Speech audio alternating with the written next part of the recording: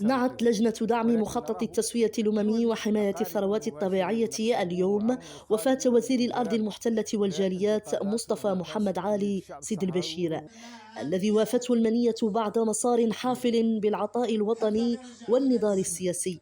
وأشادت اللجنة في بيان تعزية بالمكانة النضالية الرفيعة التي كان يتمتع بها الفقيد، معتبرة إياه أحد أبرز الأطر الوطنية التي كرست حياتها للدفاع عن القضية الصحراوية، خاصة فيما يتعلق بحماية الثروات الطبيعية ومساندة نضال الجماهير في المناطق المحتلة والجاليات الصحراوية بالخارج. وأكد البيان أن الراحل عُرف بدماثة أخلاقه وصدق التزامه وحضوره الميداني والسياسي الفاعل، حيث ظل وفيًا لمبادئ الشعب الصحراوي وحقه غير القابل للتصرف في تقرير المصير والاستقلال.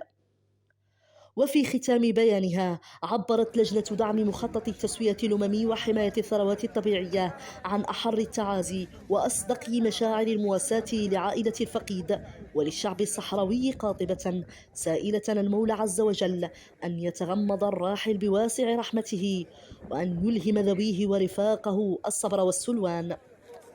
حياة خطار خالد، العيون المحتلة.